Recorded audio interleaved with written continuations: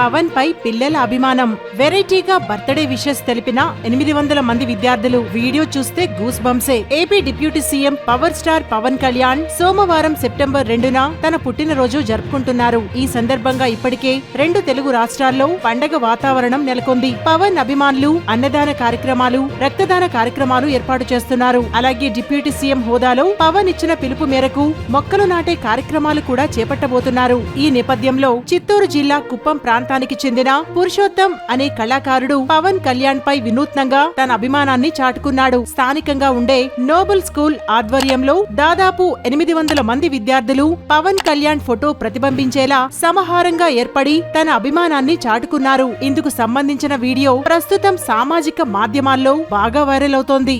ఇలాంటి latest news updates కోసం మా ఛానల్ ని లైక్ చేసి, షేర్ చేసి, కామెంట్ చేసి సబ్స్క్రైబ్ చేసుకోండి.